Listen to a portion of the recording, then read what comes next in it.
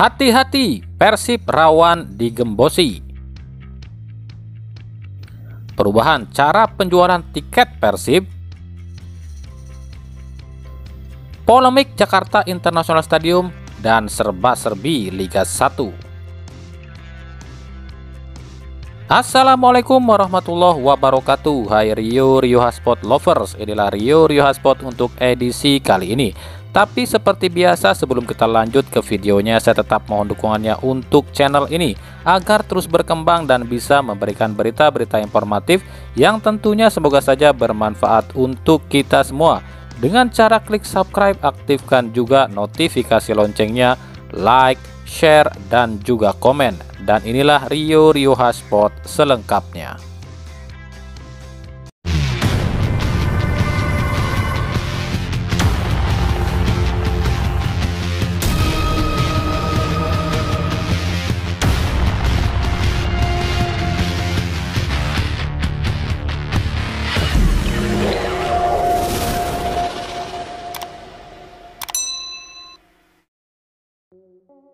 Desas-desus ex pelatih Persib Robert Rene Albert yang kabarnya akan menukangi tim PSIS Semarang semakin santer.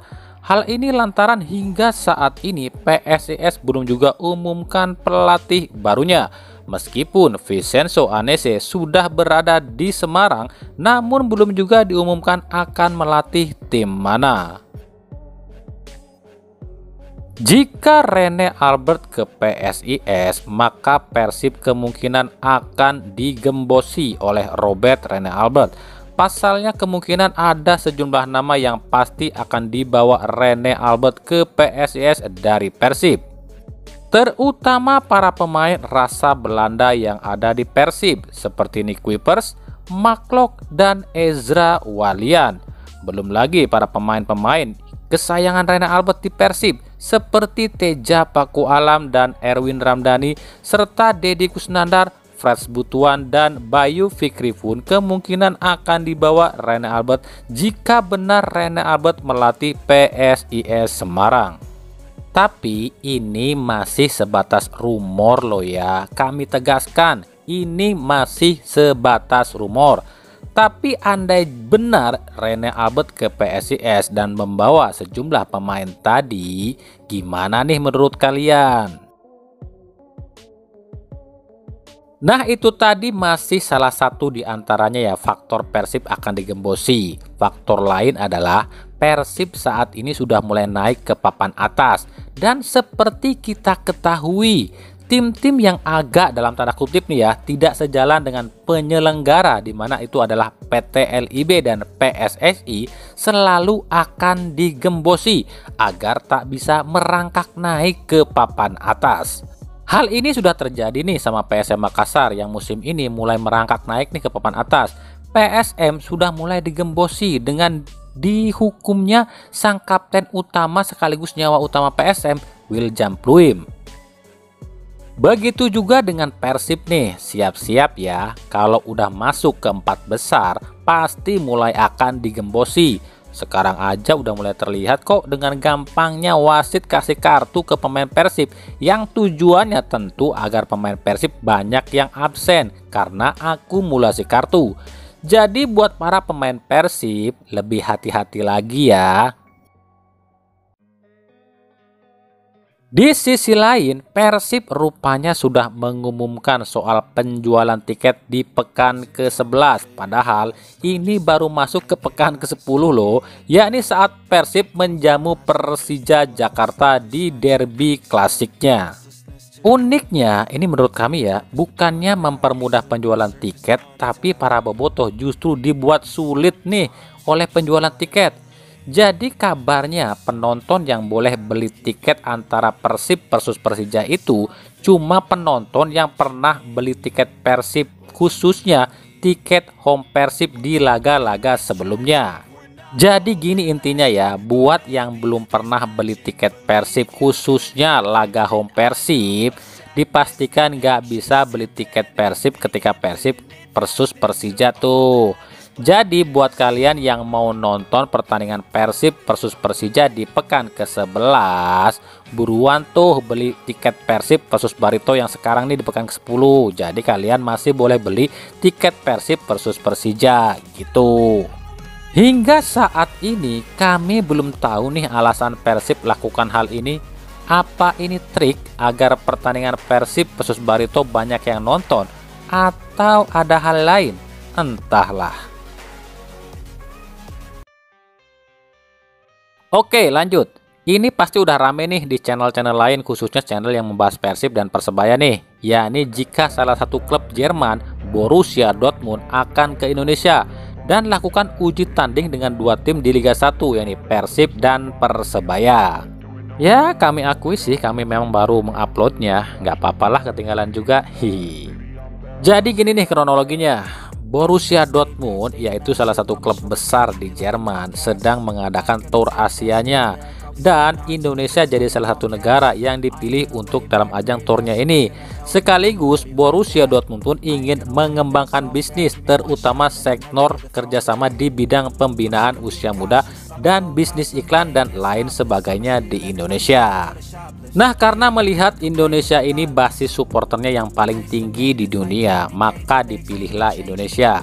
Awalnya Dortmund cuma mengajak kerjasama ini dengan Persija, karena di Persija ada pelatih asal Jerman dan pemain asal Jerman.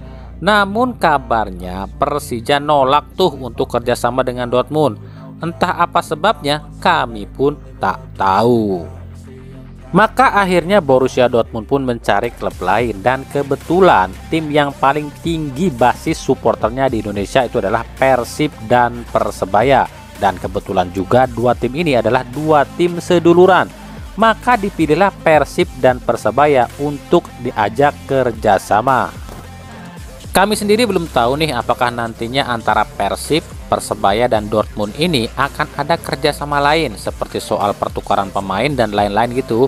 Tapi yang jelas Borussia Dortmund akan adakan trofeo alias pertandingan eksebisi yang kabarnya akan digelar pada tanggal 27 November mendatang di Surabaya. Tapi untuk trofeo ini sendiri masih tunggu rilis resminya ya dari Persib dan Persebaya ya.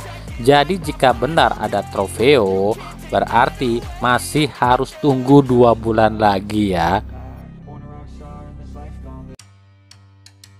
Oke, lanjut ya, kita ke berita selanjutnya. Kita coba bahas sedikit nih soal polemik Jakarta International Stadium yang kabarnya ya nggak layak dipakai untuk FIFA Matchday oleh PSSI. Berita seperti ini mungkin sudah banyak kalian dengar ya dari channel-channel lain dan media-media sosial lain, dan juga dengan alasan-alasannya, yang alasan A lah, yang alasan B lah. Mungkin memang benar jika JIS itu kurang layak katanya, tapi ini ada fakta lain loh kenapa JIS itu dianggap nggak layak. Fakta itu adalah karena harga sewa Jakarta International Stadium itu mahal cuy, sekitar 1 miliar dalam 1 kali pakai. Gila, bisa bangkrut kan PSS itu. Nah, makanya FIFA Matchday itu akhirnya dipindahkan dari JIS ke GBLA dan Pakansari karena pihak Pemkot Bandung dan Bogor menggratiskan GBLA dan Pakansari untuk dipakai oleh timnas. Jadi PSSI nggak kudu keluar duit tuh.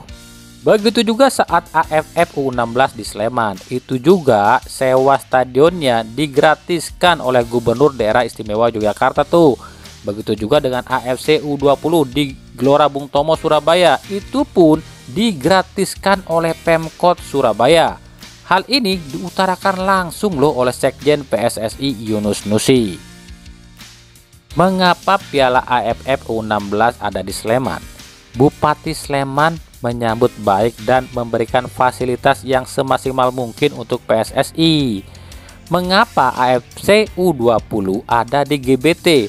Karena kami digratiskan main di sana. Lalu mengapa FIFA Matchday ini ada di GBLA dan Pakansari bukan di JIS? Karena wali kotanya memberikan fasilitas yang maksimal kepada timnas. Ini kan asik seperti ini yang kita lakukan. Ya harusnya demi timnas, ya gratis lah, ujar Yunus Nusi. Nah, ini alasan sebenarnya kenapa JIS dianggap nggak layak dipakai untuk FIFA Matchday. Mehong alias mahal, terlalu mahal. Terlalu mahal, harus ku bayar. Kita ke serba-serbi Liga 1. Ada yang unik nih di Liga 1 musim ini, khususnya di awal-awal kompetisi musim ini. Apa ya? Yakni yang unik itu adalah para klub siluman mendominasi di tabel klasemen. Ya, sejak awal Liga 1 musim ini, setidaknya ada 4 klub siluman dari total 5 klub siluman yang ada di Liga 1 musim ini berjaya di awal liga. Mereka adalah Madura United, Borneo FC, Bali United, dan Persikabo. Hanya Bayangkara FC saja yang masih terseok-seok musim ini. Disebut tim siluman karena tim-tim ini tak jelas urutannya kenapa tiba-tiba ada di Liga 1. Dan tim-tim ini pun bukan berasal atau tepatnya bukan lahir dari daerah yang saat ini menjadi nama mereka. Seperti Bali United yang sebenarnya bukan berasal dari Bali, tapi dari Kalimantan, tim yang bernama Putra Samarinda yang krisis di tahun 2015 silam. Itu pun saat Liga Indonesia kacau ya, yang akhirnya Bali United pun melenggang ke Liga 1 tanpa lalui fase kasta Liga 3 dan 2 dulu. Lalu ada Madura United yang juga bukan berasal dari Madura, melainkan dari tim yang amat rumit. Mulai dari tim Krakatau Steel 2006, lalu ganti nama jadi Pelita Purwakarta di 2007, ganti nama lagi jadi Pelita Jawa Barat di 2008, ganti nama lagi jadi Pelita Karawang di 2010, ganti nama jadi PBR di 2012, ganti nama lagi jadi Persipasi Bandung Raya di 2015, dan dibeli oleh pengusaha Madura di 2015 itu dan berganti nama jadi Madura United, dan uniknya melenggang ke Liga 1 tanpa melalui fase Liga 3 dan 2 dulu. Lalu Bayangkara FC, klub ini hingga saat ini masih jadi tim siluman karena belum jelas klub asal mana. Yang pasti tim ini milik kepolisian. Karena tim ini awalnya itu adalah tim asal Kalimantan, yakni Persikubar Kutai Barat, yang bangkrut dan dibeli oleh pengusaha asal Surabaya dan pindah ke Surabaya dan berganti nama menjadi Surabaya United di 2010. Karena kisruh sepak bola di 2015 dan adanya perbedaan atau pertentangan dengan Persebaya, akhirnya tim ini pun dibeli oleh pihak kepolisian dan berganti nama menjadi Persebaya DU atau sekarang menjadi Bayangkara FC. Kemudian ada Borneo FC. Tim ini pun bukan asli tim asal Samarinda loh. Tim ini awalnya berasal dari Madura, yakni Persebab Super Bangkalan yang bermain di Liga 3. Di 2015 tim ini dibeli oleh Nabil Hussein dan dibawa ke Samarinda dan berganti nama jadi Pusamania Borneo FC. Tapi klub ini bisa langsung main di Liga 1 ya. Dan yang terakhir adalah Persikabo 1973. Tim ini pun awalnya bukan berasal dari Bogor. Tim ini awalnya adalah tim Persiram Raja Ampat di Papua. Tapi karena waktu itu Persiram bangkrut dan akhirnya dibeli oleh TNI, namun ternyata Persiram saat ini masih ada.